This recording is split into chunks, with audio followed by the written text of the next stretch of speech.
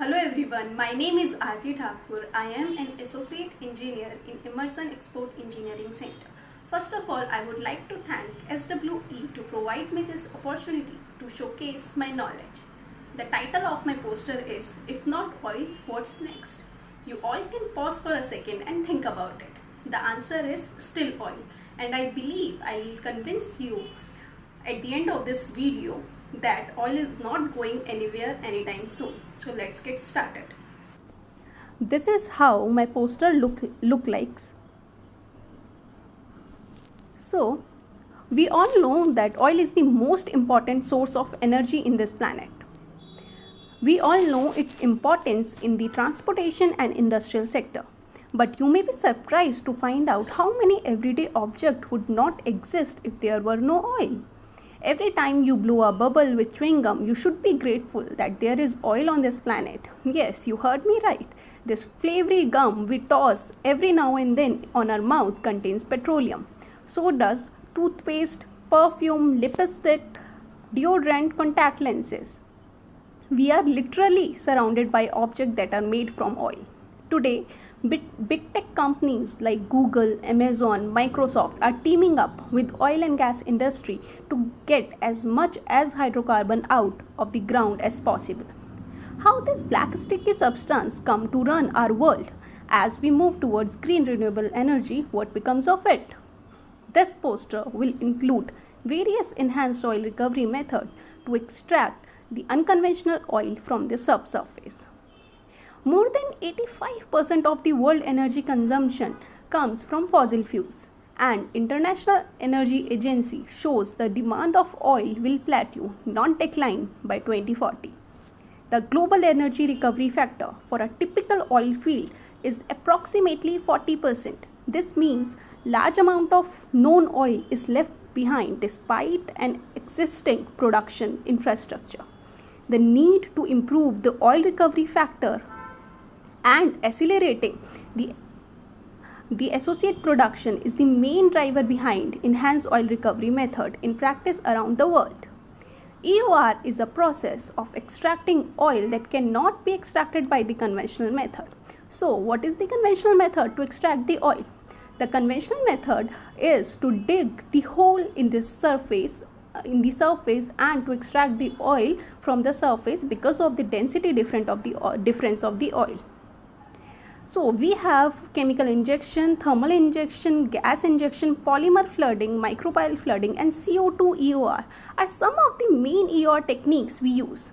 And nanoparticles in EOR is a technique that many researchers are working on to extract the hydrocarbon more easily. So first of all, I'll talk about chemical injection. So in this technique, the injection of various chemicals, usually as dilute solution, have been to aid mobility and the reduction in surface tension.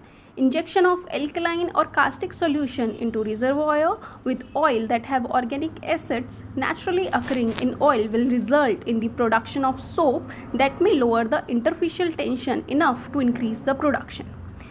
As in this picture, we can see in adjacent to the production well, we have an injection well too. So through the injection well, we are injecting surfactant, which is increasing the mobility of the oil and hence push the oil to the production well, and it is producing the oil. The next technique is thermal injection. In this approach, various methods are used to heat the crude oil in the formation to reduce its viscosity and vaporize part of oil and thus decrease the mobility ratio. The increased heat reduces the surface tension and increases the permeability of oil. The heated oil may also vaporize and then condense, forming improved oil. Method includes cyclic steam injection, steam flooding, and combustion. These methods improve the sweep efficiency and displacement efficiency. In this picture, we can see in injection well, we are injecting steam, and steam is heating up the oil and hence increase the mobility of the oil and pushing the oil towards the production well. The next technique is polymer flooding. In this technique, we inject polymers which will help us to reduce the water oil mobility and increasing the viscosity of displacing water. This picture illustrates that we are injecting the polymer and it is increasing the mobility of the oil by displacing the water. The next technique is gas injection. It is used on a well to enhance manning pressure within formation, systematically spread throughout the field. Gas injection wells are used to inject gas, effectively sweep the formation of remaining petroleum and boosting the production. We are just simply injecting the gas which will push the oil towards the production well. The next technique is CO2 EOR. It is the last technique we are talking about today. In this method, we just combine CO2 with the oil, as we know that CO2 is miscible to oil and water is immiscible to oil. So CO2 helps the oil to move towards the surface. We are injecting CO2 which mixes with the oil. This is the miscible zone and it pushes the oil to the surface. So the basic idea behind EOR is to inject gas, steam or fluid in order to increase the mobility ratio, decrease the surface tension to increase the production. So with this I would like to conclude my session. So the oil will remain the major component of the global energy mix for decades. The global oil demand is still 92.8 million barrels per day. There are an estimate 4.8 billion cars on roads and just 4.8 million electric vehicles in use.